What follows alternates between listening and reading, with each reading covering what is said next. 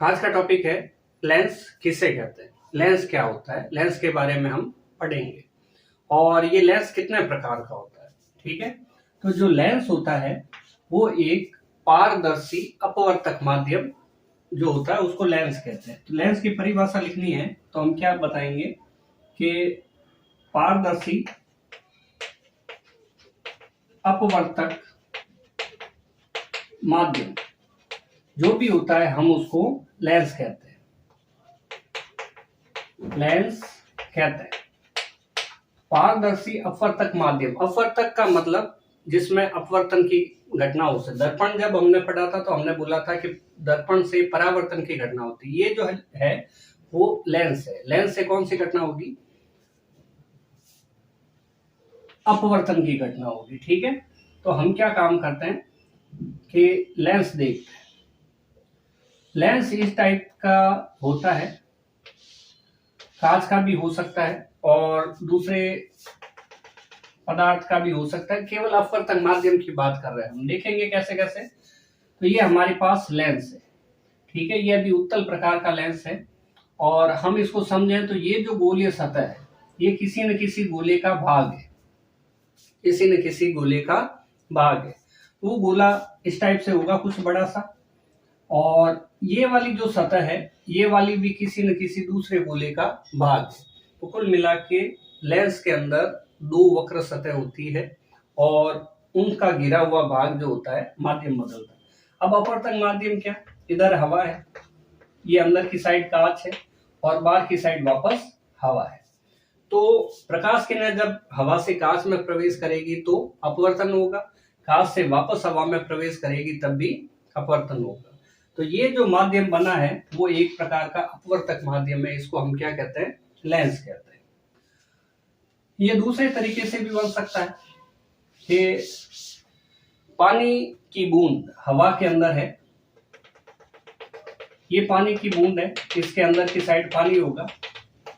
जब प्रकाश किरणें इसके ऊपर आएगी तो इधर हवा है और अंदर की साइड पानी और वापस क्या है? हवा है। हवा से जब प्रकाश किरणें पानी के अंदर प्रवेश करेगी यहाँ से तो एक बार अपवर्तन होगा और ये बाहर की साइड जाएगी तब भी अपवर्तन होगा। तो अगर ये पानी की बूंद प्रकाश किरणों को मोड़ने में सक्षम है, उनका अपवर्तन करने में सक्षम है, तो हम इसे क्या कहेंगे? एक लेंस कहेंगे। ठीक इसी टाइप का एक और उदाहरण हो सकता है हमारे पास कि हमारे पास पानी है और उसके अंदर एक हवा का बुलबुला है। हम यहाँ देख रहे हैं इधर की साइड पानी है सघन माध्यम और अंदर की साइड हवा है विरल माध्यम। यहाँ से प्रकाश किरणें अगर अंदर प्रवेश करती है सघन माध्यम से विरल माध्यम में तो ऐसी कंडीशन में वो अभिलंब से दूर हट जाएगी, तो प्रकाश किरणें मुड़ेगी। तो ये माध्यम भी प्रकाश किरणों को मोड़ने में सक्षम है। तो ये जो चीजें हैं वो लेंस की तरह कार्य कर सकती है। किसी पारदर्शी अपवर्तक माध्यम को हम क्या कहते हैं? लेंस कहते हैं। ठीक है, ये कांच का बना हो सकता है और बिना कांच का भी हो सकता है। हमारी आंखों में भी उत्तल लेंस होता है जो कांच का बना हुआ नहीं होता है, मांसपेशियों से बना हुआ होता है। तो हम एक लेंस बनाते हैं और उनकी परिभाषाएं देखते हैं क्या है। ये एक गोलाकार भाग है और ये दूसरा गोलाकार भाग है। ये गोलाकार भाग छोटे और बड़े हो सकते हैं, बराबर होना कोई जरूरी नहीं है। यहां से अगर कुछ इस भाग के बराबर कांच की भाग को काट के अलग कर दिया जाए, कांच के भाग को काट के अलग कर दिया जाए तो ये जो होगा वो लेंस कहलाएगा। इस गोले का केंद्र ये है, इसको हम वक्रता केंद्र C1 कहेंगे। मतलब ये सतह अगर हमारे पास A है तो A का वक्रता केंद्र C1 हो जाएगा। ये वाली सतह को हम अगर B मान लेते हैं तो ये जो सतह है वो इस वाले गोले का भाग है, इसका केंद्र C2 ले लेते हैं तो इसको सतह B का वक्रता केंद्र कहेंगे। हम ये बता रहे हैं कि उत्तल लेंस के अंदर, या लेंस कोई भी हो, अवतल हो या उत्तल हो, उसके अंदर दो सतह होती है। दो सतह होती है तो दोनों के वक्रता केंद्र भी अलग अलग होंगे। इसको प्रकाश केंद्र कहते हैं। तो O को हम प्रकाश केंद्र कहेंगे और C1 और C2 क्या है, C1 व C2 वक्रता केंद्र है। यहाँ क्लियर होना चाहिए, ए का वक्रता केंद्र C1 है और बी सतह का वक्रता केंद्र C2 है। O और C1 के मध्य बिंदु फोकस बिंदु F1 होगा, O और C2 का मध्य बिंदु फोकस बिंदु F2 होगा। तो F1 व F2 क्या चीज है, फोकस बिंदु।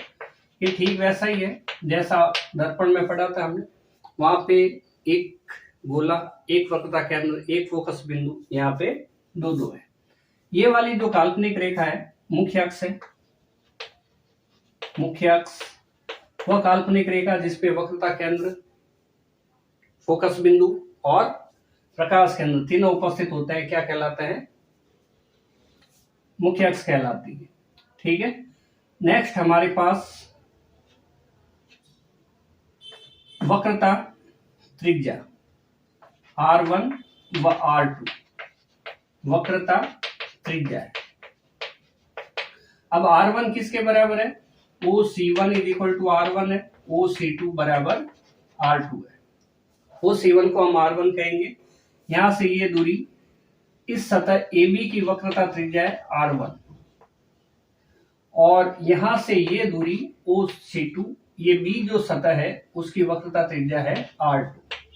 इसी तरह से F1 व F2 फोकस दूरियां हैं, फोकस दूरियां हैं, फोकल डिस्टेंस ये हो जाएगा OF1 बराबर स्मॉल f1 और OF2 बराबर स्मॉल f2।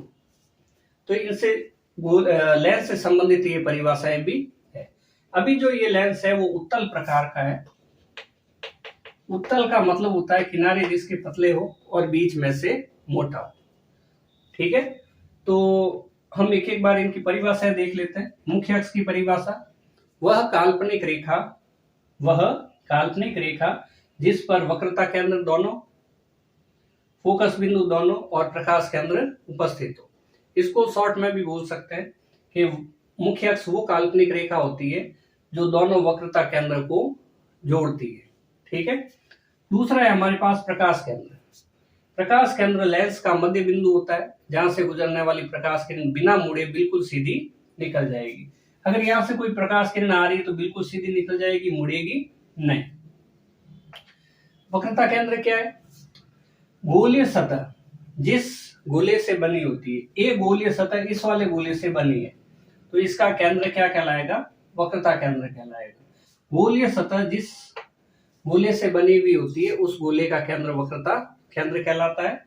और यहाँ पे दो वक्रता केंद्र है, एक C1 है सतह A के लिए और C2 है सतह B के लिए। ठीक है। F1 और F2 फोकस बिंदु, O और C1 का मध्य बिंदु फोकस बिंदु F1 कहलाएगा, O और C2 का फोकस मध्य बिंदु फोकस बिंदु F2 कहलाएगा। ठीक है। R1 व R2 क्या है, वक्रता त्रिज्या है। जिस गोले से लेंस की गोलीय सतह बनी हुई होती है उस गोले की त्रिज्या वक्रता त्रिज्या कहलाती है। ये दो होती है इसमें, R1 और R2। OC1 R1 के बराबर ये और OC2 R2 के बराबर। फोकस दूरियां, हम ये कह सकते हैं वक्रता त्रिज्या का आधा जो फोकस दूरी के बराबर होता है। यहाँ पे हम ये भी कह सकते हैं OF1 बराबर F1 है और OF2 बराबर फोकस दूरी F2 है। अब ये देखते हैं कि लेंस कितने प्रकार के होते हैं। तो लेंस दो प्रकार के होते हैं। लेंस के प्रकार, लेंस होते हैं हमारे पास दो प्रकार के, दो प्रकार के होते हैं। लेंस दो प्रकार के कौन कौन से, उत्तल और अवतल। ठीक है। उत्तल लेंस और दूसरा अवतल लेंस।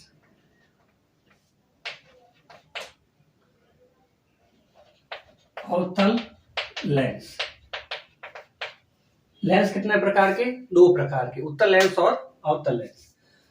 अगर हम यही काम इन गोलों को काटे नहीं और इस टाइप से बना दें यहाँ बनाते हैं चित्र, मिटा देंगे। यहाँ पे एक गोला, इसको टच नहीं करे, काटे नहीं, और पास से दूसरा गोला बनाया जाए। ये जो भाग बीच में बनता है ये लेंस अवतल लेंस है। अब इसकी पहचान क्या है? ये किनारे इसके मोटे होंगे और ये बीच का भाग इसका पतला होगा। अवतल लेंस किनारों से मोटा होता है और बीच में से पतला होता है। तो देखते हैं उत्तल लेंस क्या चीज है। उत्तल लेंस परिभाषा में अगर पूछे तो किनारे पतले व बीच में से मोटा। वह लेंस जिसके किनारे पतले हो और बीच में से मोटा हो उसको हम क्या कहते हैं? उत्तल लेंस कहते हैं। और अवतल लेंस किसे कहते हैं? जिसका जस्ट उल्टा, किनारे मोटे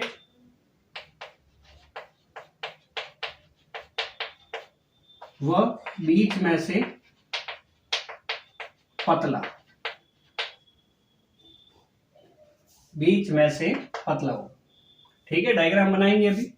ये लेंस 3 प्रकार का होता है। उत्तल लेंस जो होता है वो 3 प्रकार का होता है। एक इस टाइप का, इसकी दोनों सतह ये बाहर की साइड उभरी हुई है, तो इसका नाम हम रखेंगे उभयोत्तल, या फिर इसका नाम रखेंगे उत्तलोत्तल। उत्तल प्लस उत्तल, उत्तलोत्तल, उत्तल प्लस उत्तल, उत्तलोत्तल। सेकंड टाइप हमारे पास इस लेंस की ये होती है, और चेक करो किनारे इसके पतले हैं, बीच में से मोटा है, इसलिए ये उत्तल लेंस है। ठीक है, और इसकी ये वाली सतह अवतल है और ये वाली सतह उत्तल है, इसलिए इसका नाम होगा अवतल प्लस उत्तल। जिस प्रकार का लेंस होता है वो नाम पीछे रखा जाता है। ये उत्तल प्रकार का लेंस है, इसलिए उत्तल को पीछे रखेंगे और नाम हो जाएगा इसका अवतलोत्तल, नाम हो जाएगा इसका अवतलोत्तल। ठीक है, अब एक लेंस इस टाइप का होगा, बीच में से मोटा है यहां से और किनारे इसके पतले हैं। ये सतह कैसी है? समतल, और ये सतह कैसी है? बाहर उभरी हुई है, इसलिए उत्तल। इसका नाम होगा समतल प्लस उत्तल। ये उत्तल प्रकार होगा। उत्तल प्लस समतल नहीं लिखेंगे। उत्तल प्लस समतल क्यों नहीं लिखेंगे? क्योंकि ये जो लेंस है वो उत्तल प्रकार का है, और उत्तल प्रकार का है तो उत्तल नाम जो है वो पीछे की साइड रखना है, इसलिए हम लिखेंगे समतल प्लस उत्तल। तो इसका नाम हो गया समतलो, ओ से जोड़ेंगे इसको, समतलोत्तल। ये इनके नाम हो गए। ठीक इसी तरीके से अवतल लेंस भी हमारे पास 3 प्रकार के होते हैं, बिल्कुल ऐसे कैसे? अवतल लेंस बीच में से पतला होता है और किनारे इसके मोटे होते हैं, तो ये इस टाइप का लेंस है।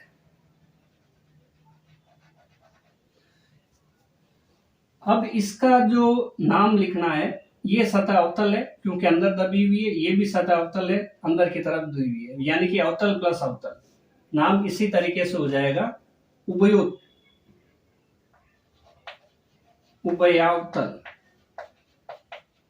उभयावतल। ठीक है, इसके पहले लेंस के 2 नाम होंगे, और इस तरह से नाम लिखना चाहे तो अवतल प्लस अवतल लिखेंगे। यहाँ पे जोड़ने का तरीका है, आ की मात्रा लगाएंगे, अवतलावतल, अवतलावतल। ठीक है, नेक्स्ट हम इसी लेंस को इस टाइप से बनाएंगे, बीच में से पतला और किनारे से मोटा।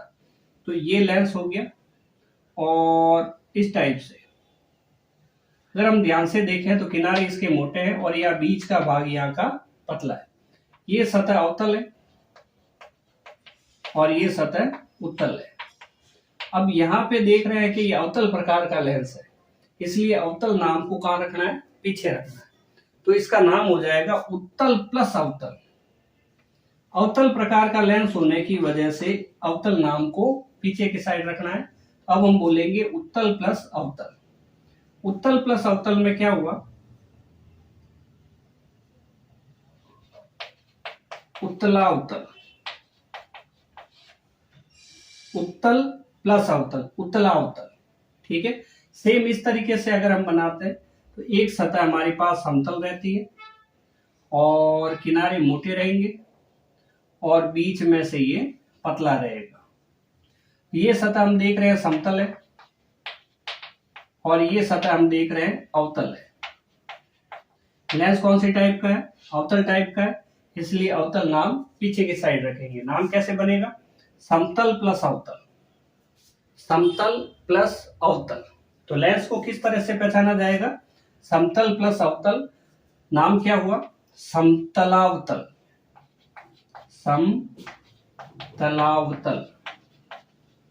इसका नाम हो गया समतलावतल, इसका नाम हो गया समतलावतल। तो लेंस को देखकर किस टाइप का है वो लेंस का हम नाम डिसाइड कर सकते हैं, कोई प्रॉब्लम नहीं है।